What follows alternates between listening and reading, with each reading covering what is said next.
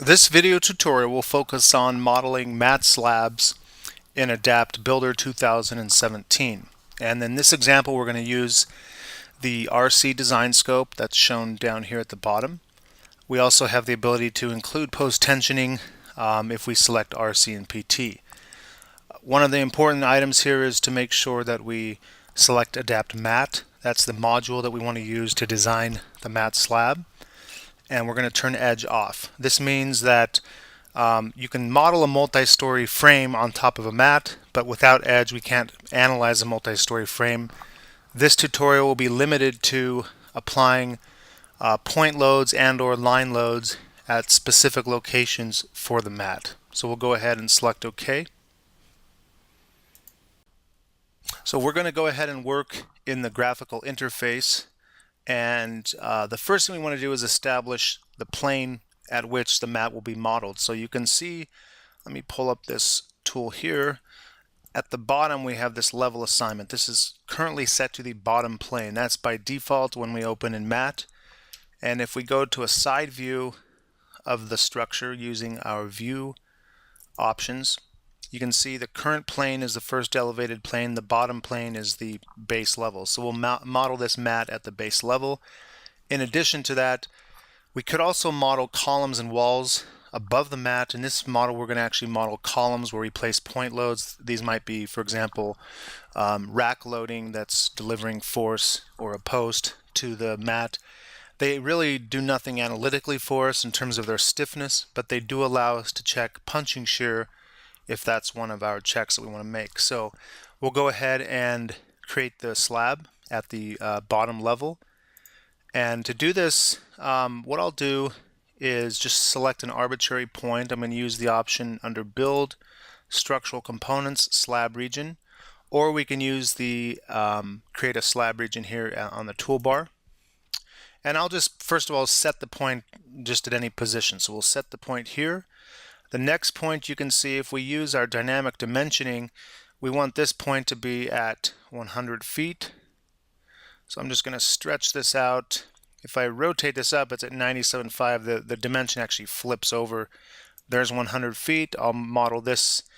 And if I turn on Snap Orthogonal on the snapping toolbar, you can see this is a little bit better. I could also change the increments for my snapping by going to the dynamic dimension settings, but we'll just go ahead and use this for now. So we're now at 50.4.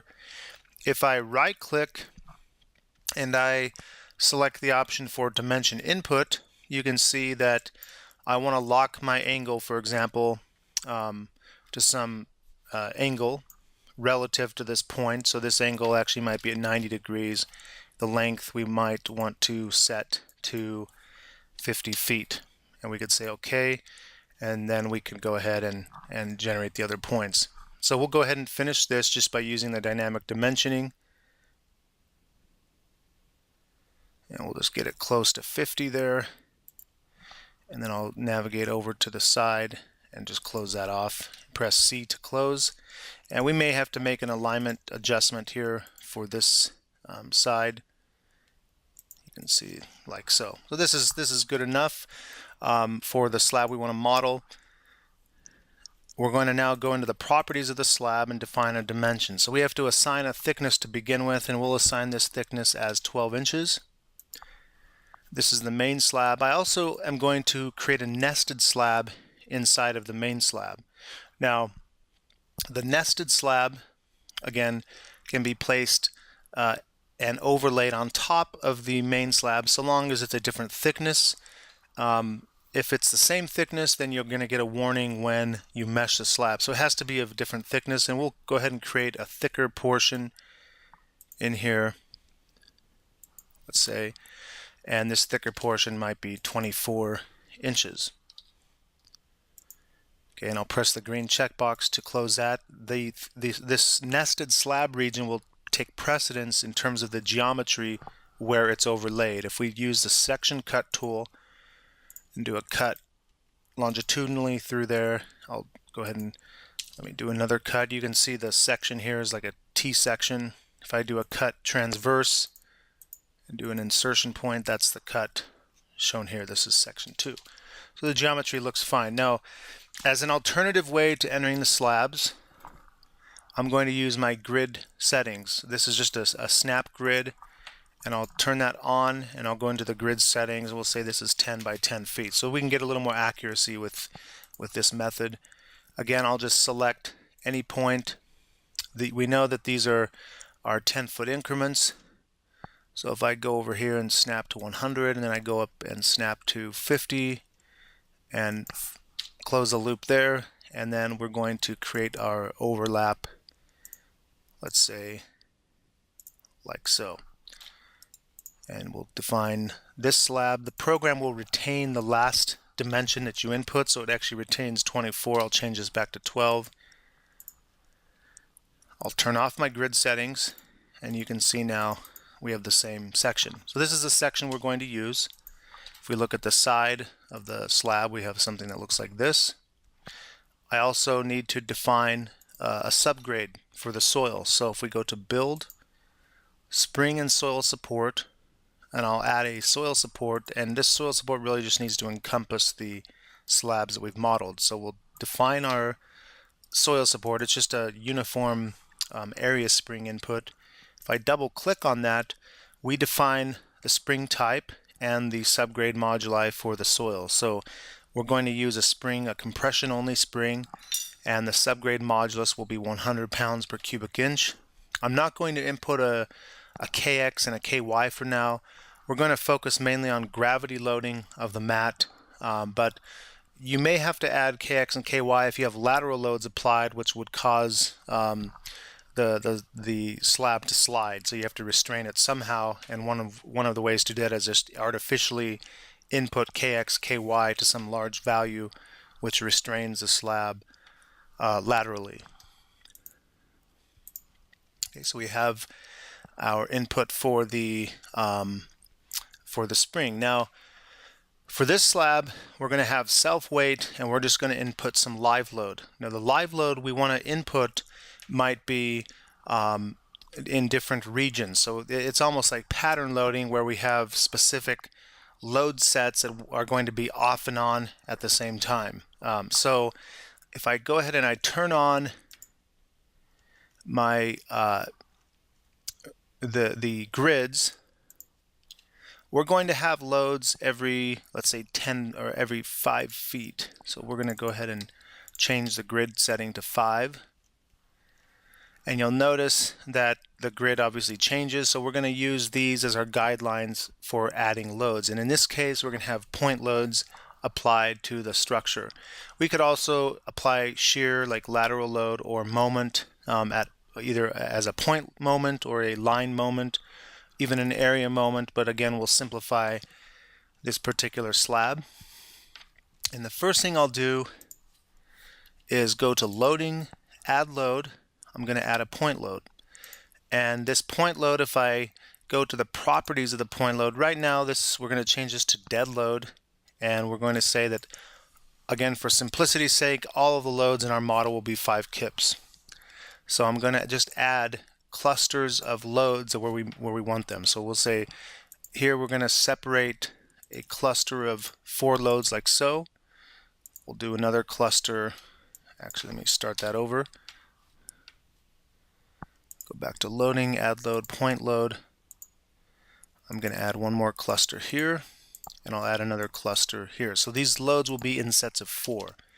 And then I'm going to take this, and I'm going to replicate. I'll press Control C, Control V, or you can do Edit, Copy, Edit, Paste, and we're going to just repeat this pattern over multiple times. Okay, now this end pattern, there's a gap here, but that's fine. We'll leave that as is. All of these loads are currently assigned to live load, just the default live load. I want each particular pattern, and there's 1, 2, 3, 4, 5, 6 times 3. There's 18 unique sets of 4. So we're going to go through under Loading, Load Case Library. I'm actually going to add 18 load cases. So we're going to go here and add 18 load cases. And you have to pull that down, so there's load case 1 through 18. Okay, and we'll say OK. And I'm going to now reassign my loads to those load cases. Now I'm going to turn the grids off. That will help us clean up the view. I'm also going to go to the blue eyeglasses, which controls the visibility in the model. And I'll just turn my slabs off also. I'll go to Structural Components, Slab region, I'm going to turn off for display. And now we're left with just the loads and the spring. So this is a nice clean view that we can easily grab things and change. Okay, so I'll select a group of loads. Whenever we select more than one of the same component that we want to change, we need to use Modify Item Properties. I'll select these loads. I'll just go here to Load Case, and I'll redefine them as Load Case 1. And we're going to go clockwise. So we'll actually go across this row, and then down and over, and then back. So kind of a loop here. We'll go Load Case 1, modify. This will be Load Case 2, and so on. Now we've renamed, or we've labeled these 1 through 6. We're actually going to go to the second row and go 7 through 13, and then 14 up through 18, or 7 through 12 and 13 through 18. I think that'll be easier than looping around. So just continuing this process. This will be Load Case 7.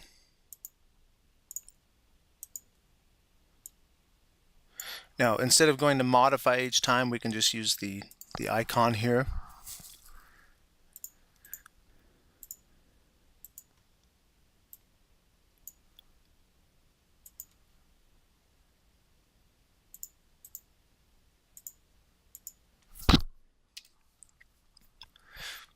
Okay, and then finally we have Load Case 18 here at the end.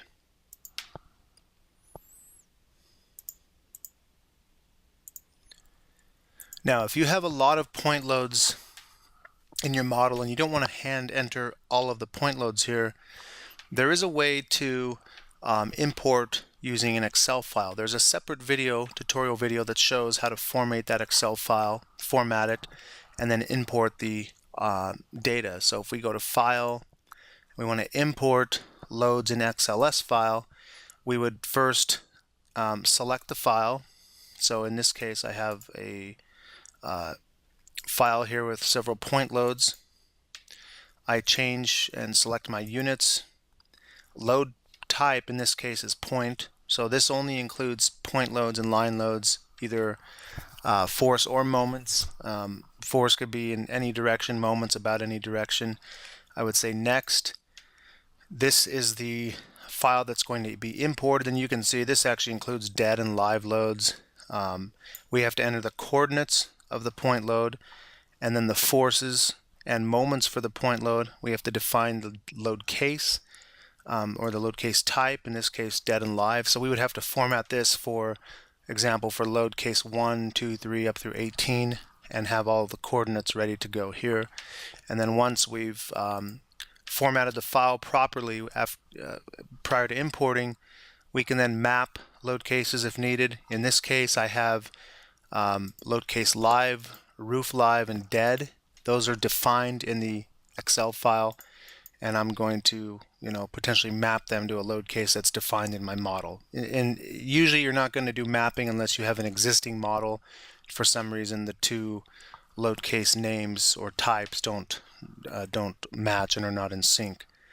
We can also choose to move the file once imported to a position. So I don't know what the reference point is at the corner of the slab because we arbitrarily set that, but it would be a good idea to move the load, slab, the spring to like a 0,0 origin for importing. And then we can say end, and that will import the load. So that is another option for getting loading inside of the model. So we have our loads set up here. I'm going to go back, and I'm going to select default display. I'll turn on from finite elements. I'll turn on my soil support, and I also can go to loads, and you can see all the load cases are now listed. If I wanted to, for example, look at the load case 13, I can see where that is in position. If I turn on dimension with the selection, this will show me what the force is for that particular load case. Okay, so we'll turn that off. Actually, let's go ahead and turn on, I am going to turn on all of our point loads here. So I'm going to select user interface, open the loading toolbar, and an easier way to turn these loads on would be to use this option. And we don't want the dimensions to be shown because we see these vectors that represent the point loads. I'll turn that off. Now we're just looking at the symbol. Now I may want to move this slab into a different position as mentioned earlier. I'll zoom extends to get that back in view, and if I select this option, I'm going to select the option. I'm going to select Modify, Copy, Move, Translations in Plane. So I'll select this point at the corner of the slab, and I'll turn on my Snap to Endpoints in order to select that. And the endpoint of the vector will be 0, 0, 0. Enter.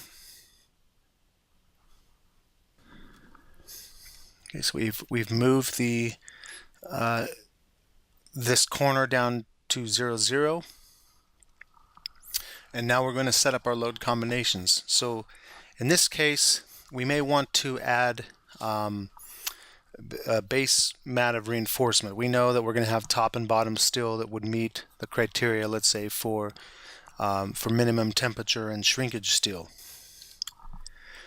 So the program can calculate that for us, or we can just add that reinforcement. We know it's going to be there, and then we process the design really just for ultimate forces, for ultimate bending and shears and axial forces if those are present. So we know at the 24-inch thick slab on a unit foot basis, we have 0.62, or excuse me, 0.52 square inches of steel per foot. So we need to have, if I divide that by 2, we need to have basically number 5s at 12 top and bottom. So what I'll do is I'll go to the user interface. I'm going to select the option for reinforcement toolbar, and I'll go ahead and drag that out into here. I'm going to select the inner slab. This is our 24-inch thick slab, and I want to define the mesh reinforcement per slab region. So we're going to define it inside of this zone, and then we're going to define another 2 definitions outside of this zone. So here I'll select the slab, or I can just simply go to this option for create mesh rebar, and I'll define it like so. Just snap on these points. Okay, the green indicates top reinforcement. We can set our covers here. We might have a 3-inch cover top, or the X direction, 3.5 in the Y direction for the top mat, and this would be, let's say, number 5s at 12 inches on center. Here we have number 5s at 12, and then I'm going to do the same for the bottom mat. So I'll add another mat of steel. Before I actually press C or enter to close, I'll go into the properties, and again we'll use 3 and 3.5. Just, this is close. I know it's not exact, but it's just to indicate that you need to change the covers, and we'll use 5s at 12 on the bottom, and I'll change this to bottom, and then I'll select that, press C to close, and now we have our 2 mats inside of this zone. If I go back to a side view, you can see that because of the overlap, because the slab is actually nested in another slab, the reference position of the bottom still is actually based on the 12-inch slab. So we need to drop this down using a negative cover. If I double click on that and I enter a cover of 0 and 0, you're going to see that it's actually at the bottom of that thicker slab. If I now enter a negative cover, so we're going to enter -9, let's say, and then -8.5. Now I have that bottom mat inside the 24-inch thick zone. So you have to be careful where the covers are relative to the placement of the mesh. I'm also going to create a mesh for this thicker region, the thinner region. I'll select that, and instead of drawing in the polygon, I'm just going to use the mesh generation wizard. This will be my bottom mat for the 12-inch thick slab, and here we'll use 5s at 12. I'll say create. Okay, and that actually overlaps excuse me, right on top of this symbol, because they're both we place the symbols really at the center of the area, at the centroid, so these are at the same centroid location. So it's hard to toggle or tell which one is which unless you were to turn on the symbols, which I'll show here in just a moment. But again, I'll select this slab again. When I first select it, you notice that the rebar actually highlights. So if I press tab, now the slab is selected, and I can now go back to the wizard. This will be my top steel. I'll change this to 5 and 5 and say create. And so now I have two mats. If I go back to this view, you can see I have a mat right here and at the top. Now, one problem that this imposes is that this mat, because it's encompassing this thinner slab, is actually engulfing the bigger slab. The mat actually goes into the larger, the thicker portion, which you may or may not have. So we're going to leave it as is, but again, just be careful with how you place the mesh reinforcement. For me to generate a mat such that the bottom stops here and I don't have overlap, because now in the thicker portion I actually have 2 times the amount of steel in that region when I don't really need that. So the only other way to avoid that is I say, well, I really don't want the rebar to be placed that way. I can delete this, and now what I'll do is go back to polygon input, and if I change the settings here just for a moment, we'll do 5s at 12 again. This is bottom. I'm going to wrap this around the thicker 24-inch slab. Okay, and then I'll close it off. Make sure that looks okay. Yeah, that looks fine.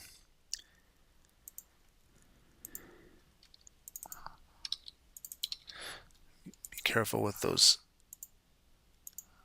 spacing inputs for the rebar, and then I'll close it off with this trapezoidal shape, and I'll go back, change this to top. This will be 5s at 12 and 12, and I'll just go back and trace that again, and then trace this one again.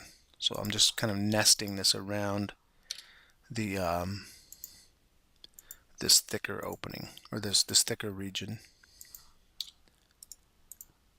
And if we double click on one of those, or excuse me, if we go to a side view, now you can see that the rebar here is actually shown through this, but it's shown through that because it's being shown behind this thicker portion. If I go to this 3D view, and let's go to the results viewer, this allows us to see the rebar. We may or may not be able to see the input cleanly, but we'll try. I'll go to a wireframe view, and yeah, you can see the rebar, but it shows literally every object in the slab. If you zoom way in, you may be able to see that there's a gap now between, this plane, within the thicker region, there's a gap between the top of that thick region and the top of the thinner region. So we're not overlapping the steel at this point. Okay, so that's how we would input perhaps minimum reinforcement. If you input minimum reinforcement as a user, then we can go ahead, and by the way, I input 5s at 12 even in the thinner portion. In reality, that should be 5s at 24. I'm just keeping everything as the same. It's more rebar than what's needed for minimum temperature and shrinkage, but it's just to show how to input the reinforcement. If we go to criteria, under Analysis and Design Options, I'm going to turn off the option for column and middle strip. We don't need to worry about column middle strip for a mat slab in this condition. And also, we're going to turn off consider the minimum rebar. We just added that manually, so we don't need to add that. If I go to rebar roundup spacing, I'm also going to disregard maximum spacing requirement for rebar. We know that the minimum rebar that we just added meets a maximum bar spacing, either slab thickness times 1.5 or some maximum value here, it's 18 inches. So that's been met. We don't want the program to add any more rebar other than what's required in addition to what we just added, plus any additional bars to meet strength or demand. Okay, and if we let me go back to criteria just for a moment. Setting up my reinforcement sizes for a two-way slab, I'm going to say I want number 7 bars top and bottom. For punching shear, we can set up studs if we needed to add punching shear reinforcement, and I'll say there's 2 rails per side. Now, in order for us to check punching shear, we have to add columns to the model, and these columns are going to be placed at the position of the point load. So we're going to say the column size is based on the size of a base plate. For example, if this is a steel base plate posts bearing on the mat, I'll use the option to add a column, create column from the toolbar, or we can go to Build, Structural Components, add a column. We're going to go to the properties, and the base plate size we'll say is 12 by 12. So that's set, and I'm just going to go ahead and select those 4 columns. So I place the 4. I could actually place, let me do this, I'll place all 12 columns on each row, or each column along the mat. I'll do select by type. I'm going to select the columns, Control C, Control V, and again I can just copy these columns over on top of my point loads. Again, if I go back and look at a 3D view, I now have columns. Something like this. Okay, so I'll save that, and under Loading, Add Loads, I'm also going to add a patch load around the entire slab. So we're going to do just some amount of live load. If I go to the properties, we'll say this is a live load, and it will be 40 pounds per square foot. And I'll just snap, similar to the input for the rebar. Okay, so that's the model build out. Now we're going to generate load combinations. So under Loading, Load Combos, we're going to evaluate each load case separate with the live load and with self-weight for strength.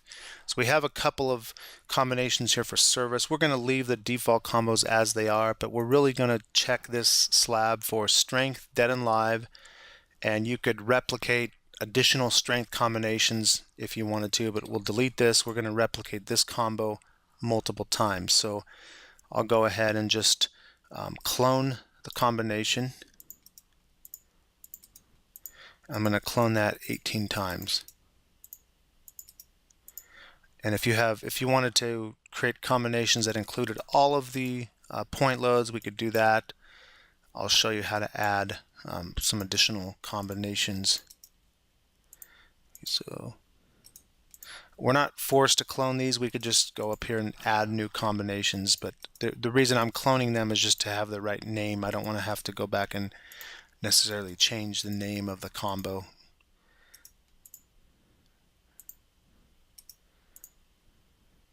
And once we add more and more data to this, this takes a little longer to fill out so we can replicate and clone again.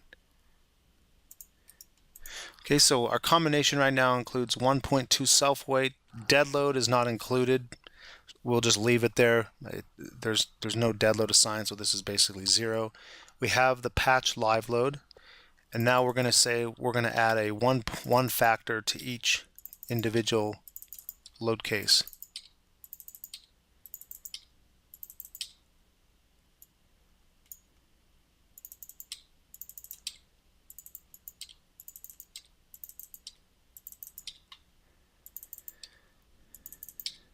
Now we're not implying that 1 should be the proper factor. We're just showing and demonstrating that you add a factor for 1 through 18, which matches this 18 here for strength. We're going to add an additional load case, and this load case is going to include 1 times all of our loads. We're going to assume the rack load is there completely. And you could make other permutations of load combinations combining the load effects if needed. Just requires you to add more combinations here and make sure you assign the proper factors.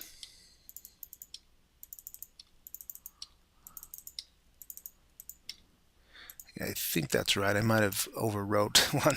So yeah, this one should actually be strength 19 and this one should be strength 18. So I'll go back here and say, okay, this, I think I have that wrong, maybe not. Yeah, let me delete this one. I think we're good now. All right, so those are our combinations. We're going to go ahead and mesh the slab. I'll go to FEM, automatically mesh the slab. I'll use the default settings 3 and 1.5. Those are sufficient for this slab. Very rarely would you need to manually mesh. The program does a good job automatically meshing. And we're going to run the analysis. So once I've meshed, I'll just save this. I'll go to FEM and I'll analyze the structure. And I'm going to analyze this for all of my combinations, including service. We're not going to really pay attention to those, but we have them there if we want to look at service displacements, for example. If we want to look at deflections or, let's say, soil pressures under service load. So that's an important point. If you wanted to check soil pressure under service loads, you'd have to replicate as many service combinations as you need under the service tag. This is set to service. These are set to strength. We'll leave these settings as they are. The options over here do not apply to adapt mat in single level mode, so you don't need to worry about these. Here we are automatically considering the compression spring because it's modeled. This is meaning that the slab we're assuming is uncracked for purposes of its stiffness. And then we just have a stabilization feature here which stabilizes the slab in plane. So there's no instability for the analysis. Let me go back and run the model.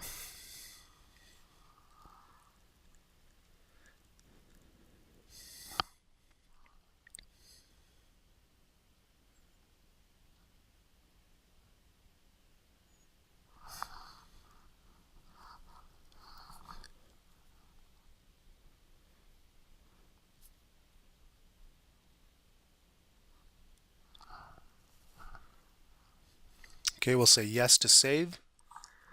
And at this point we could check analytical contour results for the slab. So I'm going to go back to default display, and if I just navigate up to the top under the slab actions, for example, for service total, this does not include any of the point loads. This is just the surface load and the self weight. If I look, for example, for service total, I can check soil pressure. The soil pressure for those loads is 2.63 psi. Now that doesn't make a whole lot of sense in terms of our comparison with an allowable bearing pressure, so I'll go to settings and change the units to PSF.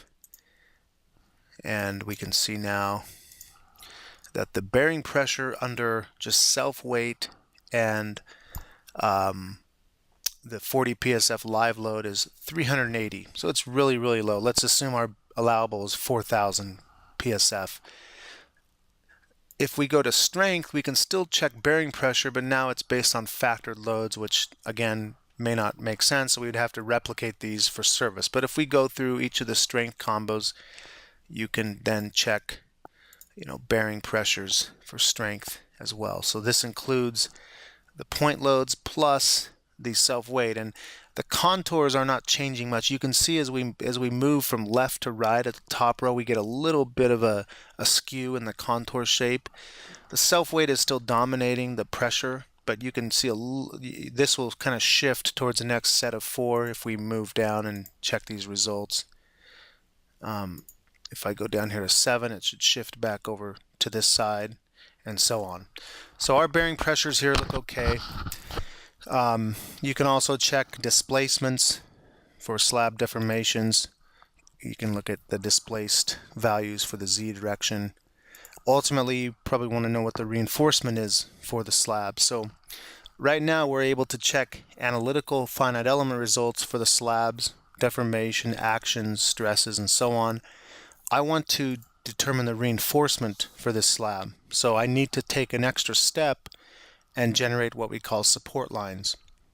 Support lines are either labeled in the X or Y direction, and they're used to generate design cuts in the slab along strips that we define. So we're going to define our support lines, and in this example we're going to define these every 5 feet.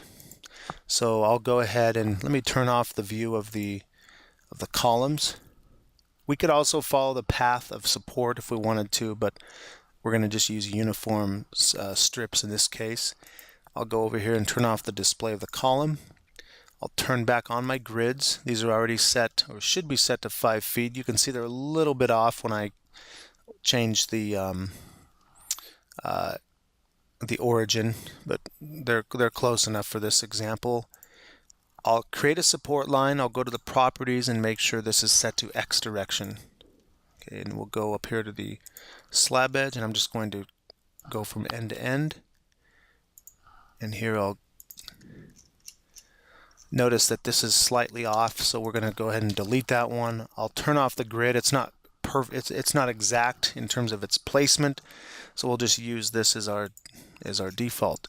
I'll take this grid and I'm going to copy that down multiple times. So I'll go to Modify, Copy and Move. Copy using all transformations in plane. We're going to copy this -5 feet. That's the global negative Y direction. And I will copy this 10 times and say copy. I'll do the same in the X or in the Y direction. I'll go back to strips, create my support lines. I'm going to change the properties to Y direction. And we'll go from bottom to top. Now I'm going to select this support line. I'll modify, copy and move using all transformations in the positive X direction. We're going to copy this. This is 100. We'll copy this over 50 times. Too many times. Should have been 10. Let's see. It should have been 20 times, not 50 times. So anyway, we have our strips or our support lines. Now, from these support lines, we're going to generate design tributaries and design cuts. And we'll go to strips, generate design cuts automatically. I'll regenerate my tributary regions. And you can see there's colored tributary regions and design cuts, both. So I'll go to blue eyeglasses just to isolate the X direction, for example, shown here. And you can see that the program is actually calculating middle strips and column strips. We don't want it to do that, so I'll go back to criteria, make sure that I turn off column strip and middle strip, and I also want to turn off consider minimum rebar. And I'll generate the strips again. So I'll go back to strips, generate the design cuts automatically, regenerate the tributaries, and then isolating the X direction again. Each strip only has 12 design cuts on it, so they're very coarse in terms of their position. I'm going to select all of my strips and change it to 50 design cuts per strip. So I'll go back to my blue eyeglasses. I'll turn on X and Y. I'm just going to window select everything. I'll go to Modify Item Properties, and I'm going to go to Support Line and change the maximum number of design cuts per span. That's the distance between the start and the end point of the support line. And we'll change this to 50. And I'll go back and regenerate the strips again. And this allows us to have more data points. If I reset the X view, now we have more design cuts along this strip, and so on. Okay, so each one of these strips has perpendicular cut lines that the program determines the force, axial shear moment, and you can then determine what reinforcement is needed for the slab. So once our cuts have been made, we'll go to FEM. We've already analyzed. We're going to select Design the Design sections, and we'll use the Design option. The program will now go through each strip and determine the forces and the reinforcement necessary to meet the strength demand for all of our 18 to 20 strength combinations. We'll select Yes to save the results, and the result display settings will open again.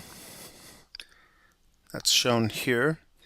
If you look at the result that's being shown currently, if we navigate in this tree down to design sections, we're now looking at the bending moments for the strength 7 load combination.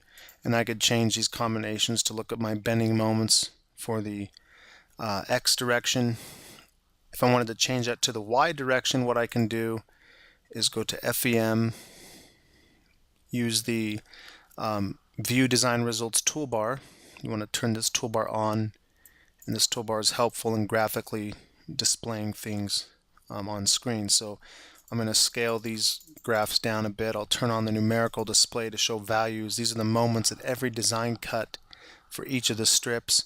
And if I turn on this option to display the design sections, this little floating panel of X and Y cuts will turn on, and I can rotate between the two different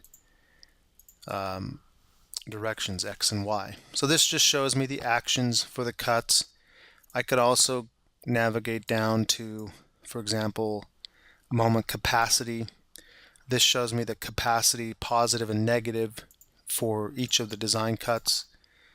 And you can see where we get into that thicker slab, we have greater capacities just because it's a thicker slab, and we have rebar positioned at effective depths, which result in these greater moment capacities. We could also look at capacity with the demand, and this is X direction and Y direction. If I just scale this down a bit and I turn on the capacity with demand, this will take the envelope of the strength demands and overlay it on top of the capacity curves. So the strength demand is shown as a gray, kind of a gray color, and then we have the blue and the green. You'll have to scale these down a bit again to determine what those graphs look like. So everything is normalized based on the maximum values in terms of the graphical display.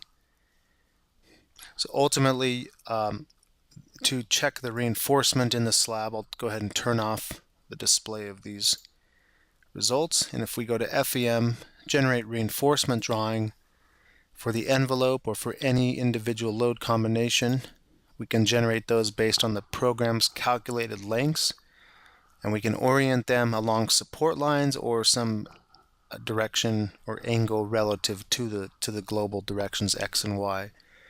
If we say OK, the program will then produce reinforcement necessary to meet strength. Now in this case, we need no additional rebar because we have enough rebar for meeting both minimum requirements and strength in the form of the mesh rebar that we input. This will conclude this video tutorial. If you have any questions, please feel free to contact support at AdaptSupport, support@adaptsoft.com, or you can call 650-306-2410. Thank you.